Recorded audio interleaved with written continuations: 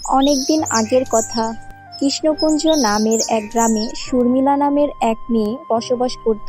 শর্মিলা ওই গ্রামে তার মামা ও মামির সঙ্গে বসবাস করত। শর্মিলার একটি অসম্ভব শক্তিশালী জাদু ছিল। সে মুহূর্তের মধ্যে পাখি হয়ে যেতে পারত, আবার মুহূর্তের মধ্যেই মানুষের রূপ ধারণ করতে পারত। তার এই জাদুর পেছনের রহস্যর গল্পটা চলুন জেনে নেওয়া যাক। মা বাবা মারা যাওয়ার পরে তার মায়ের সমস্ত গহনা, বাবার জমি জমার দলিলপত্র সবকিছুই মামার কাছে জমা দেয়া রেখেছিলাম। এভাবে তো আর দিন চলছে না। মামাকে গিয়ে বলতে হবে আমার কিছু টাকার প্রয়োজন। ওই টাকাগুলো পেলে আমি নতুন একটি ব্যবসা শুরু করব। ওই জমি ও গহনার পরিবর্তে আমাকে কিছু টাকা দিতে বলবো। শর্মিলার মা বাবা মারা যাওয়ার পরে তার মা বাবার সমস্ত সম্পত্তি তার মামার কাছে দিয়ে দেয়। এখন তার টাকার প্রয়োজন। সে তার মামার বাড়িতে গেল। ওখানে গিয়ে দেখলো তার মামা বাড়িতে নেই। মামি একাই বসে বসে বই পড়ছে। তখন শর্মিলা তার মামির কাছে গেল এবং বলল, মামি, তোমাকে একটা কথা বলার ছিল। হ্যাঁ হ্যাঁ, কি বলবি বল। মামা কি বাসাতে নেই? না, তোর মামা তো বাসাতে নেই, ও ব্যবসার কাজে বাহিরে গিয়েছে। তোর কিছু প্রয়োজনীয় কথা বলা লাগলে আমাকে বলতে পারিস, কোনো সমস্যা নেই।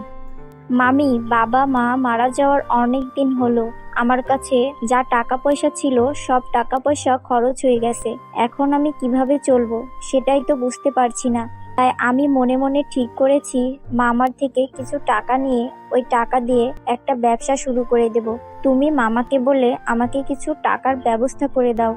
তোর মামার নিজেরই তো ব্যবসার টাকা নেই, ও এখন টাকা কোথায় পাবে তোকে দেওয়ার জন্য?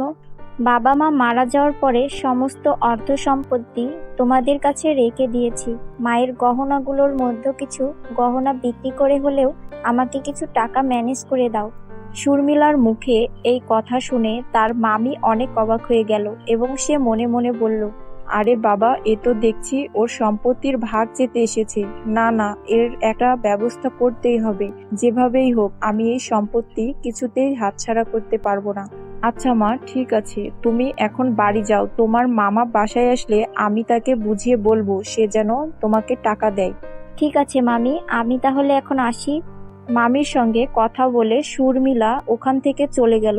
বাড়ি এসে শর্মিলা খাওয়া দাওয়া করে ঘুমিয়ে পড়ল। আর অন্যদিকে ওই সময় তার মামা বাড়িতে আসলো।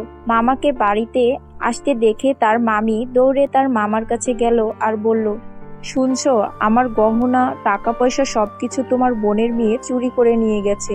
ওর একটা বিচার করো, নইলে দিন দিন ওর সাহস আরো বেড়ে যাবে। এ তুমি কি বলছো গিন্নি?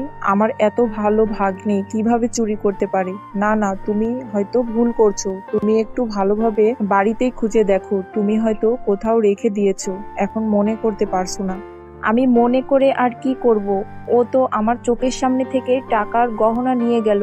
বলল আমার মা বাপের মারা যাবার পরে যে অর্থ সম্পদ রেখেছি তার ভাগ হিসেবে কিছুটা নিয়ে গেলাম।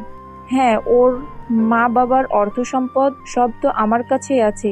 ও চাইলে ওকে আমিই দিয়ে দেব, কিন্তু এই বলে ও চুরি করে নিয়ে যাবে, এটা তো মেনে নেওয়া যায় না। চলো দেখি, আজই ওর একটা বিচার করতেই হবে। এই বলে তখন শর্মিলার মামা ও মামি শর্মিলার বাড়িতে গেল। গিয়ে তাকে বলল, এ কি, আমি এসব কি শুনছি? তুমি নাকি তোমার মামির গহনা ও টাকা পয়সা সমস্ত কিছু নিয়ে এসেছো? মামা, তুমি এসব কি বলছো? আমি কেন এই সমস্ত কাজ করতে যাব? আমি তো মামির কাছে গিয়েছিলাম সামান্য কিছু টাকা চাইতে। আমি এসব কেন করতে যাব? ও মিথ্যা বলছে। ওই শয়তান অনেক বড় শয়তান, ওর কথা বিশ্বাস করো না। বইয়ের মুখে এই সমস্ত কথা শুনে শর্মিলার মামা অনেক ক্ষিপ্ত হলো আর তাকে অনেক অপমান করে ওখান থেকে বের করে দিল। শর্মিলা তখন কান্না করতে করতে জঙ্গলের মধ্যে চলে আসলো। জঙ্গলের মধ্যে একটি গাছের নিচে বসে শর্মিলা কান্না করছিল আর বলছিল, এই দুনিয়াতে যার বাবা মা নেই তার কেউ নেই। মা বাবা মারা যাবার পরে সকল সম্পত্তি আমি বিশ্বাস করে মামার হাতে দিয়ে দিলাম। আমি আজকে মামির থেকে সামান্য কিছু সাহায্য চাইতে গিয়েছিলাম, কিন্তু মামি আমাকে হয়তো বা ভুল বুঝিয়ে, যার জন্য মামা আমার উপরে এত অভিমান করে আমাকে ওই বাড়ি থেকে বের করে দিয়েছে। আমি এখন কি করব, কোথায় যাব? এই দুনিয়াতে যে কোথাও যাওয়ার মতো জায়গা আমার নেই। আমি এখন কিছুই বুঝতে পারছি না আমার এখন কি করা উচিত। এই সমস্ত কথা বলে সে ওখানে ঘুমিয়ে পড়ল। তখন ওই পাশ দিয়ে উড়ে যাচ্ছিল এক পরী, আর পরীটি তখন খেয়াল করে দেখলো যে একটি গাছের নিচে কে যেন ঘুমিয়ে আছে। তখন পরীটি নিচে নেমে আসলো আর শর্মিলাকে দেখে বলল, এই মেয়ে, তুমি এই ঘন জঙ্গলের মধ্যে এসে এই গাছের নিচে ঘুমাচ্ছ কেন? তুমি কি জানো না এটি নির্জন জঙ্গল? এই জঙ্গলে কেউ আসে না। তোমার কি নিজের জীবনের কোনো ভয় নেই? শর্মিলা পরীর মুখে সমস্ত কথা শুনে এবং নিজের সামনে একটি পরীকে দাঁড়িয়ে থাকতে দেখে সে অনেক ভয় পেয়ে গেল, কারণ শর্মিলা আগে কখনো পরী দেখেনি। শর্মিলা ভয়ে ভয়ে পরীকে বলতে থাকলো, এ কি, কে তুমি? আর তোমাকে দেখতে তো একদম পরীর মতো লাগছে। হ্যাঁ হ্যাঁ, তুমি ঠিকই ধরেছ, আমি পরী। তুমি সত্যি বলছো তুমি পরী? আমি তো এর আগে কখনো পরী দেখিনি, শুধু শুনেছি পরীদের ডানা হয়। হ্যাঁ হ্যাঁ, তুমি ঠিক শুনেছ, আমাদের পরী সমাজের চিহ্ন আমাদের ডানা। কিন্তু পরী, তুমি এখানে কেন এসেছো? আমি তো কোনো অন্যায় করিনি, তুমি আমাকে ছেড়ে দাও।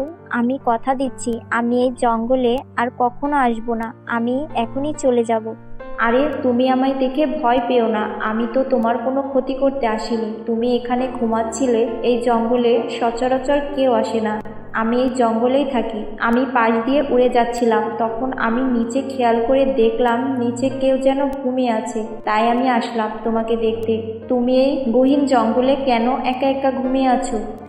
পরী, আমার মা বাবা মারা গিয়েছে অনেক দিন আগে। আমি আমার মামা মামির কাছে থাকতাম।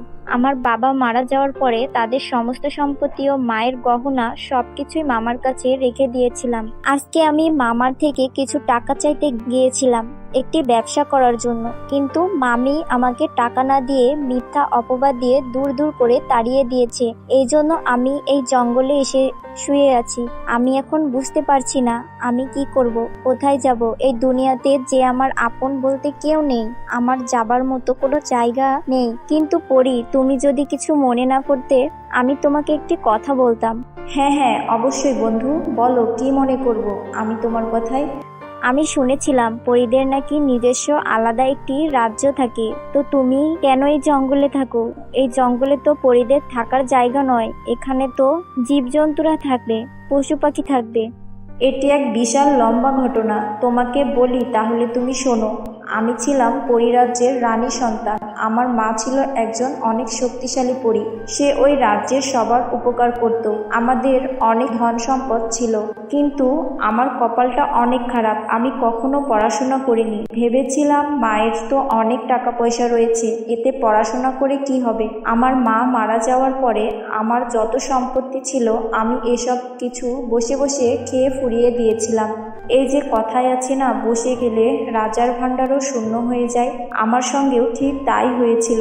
আমি পড়ালেখা করতাম না, আর এই জন্যই আমার বান্ধবীরা বুদ্ধি খাটিয়ে আমার থেকে আমার মায়ের যত অর্থ সম্পদ রয়েছে সকল অর্থ সম্পদ ওরা লিখে নিয়েছিল। আর এরপর থেকেই ওরা আমাকে আর ওই রাজ্য থাকতে দিত না, আমাকে ওরা তাড়িয়ে দিয়েছে। এই জন্য আমি এই জঙ্গলে এসে বসবাস করি। তোমার আর আমার জীবন কাহিনী তো একই। আমরা আমাদের ভুলের জন্য আমাদের জীবনের সকল কিছু হারিয়েছি। হ্যাঁ হ্যাঁ বন্ধু, তুমি যদি চাও তাহলে তুমি আজকের পর থেকে এই জঙ্গলে আমার সঙ্গেই থাকতে পারো। পরী, তুমি সত্যি বলছো আমি তোমার সঙ্গে থাকতে পারবো? হ্যাঁ হ্যাঁ, তুমি কেন আমার সঙ্গে থাকতে পারবে না? তুমি আমার বন্ধু। তবে তুমি কোনো চিন্তা করো না, তোমার কোনো কাজ করা লাগবে না, তোমার কোনো কিছুর অভাব আমি বুঝতে দেব না। আমার মহলে চলো, ওখানে সব কিছু রয়েছে। ওই জঙ্গলে আমি আমার মহল তৈরি করেছি। এই জঙ্গলে তোমার মহল রয়েছে? কই, চলো তো দেখি।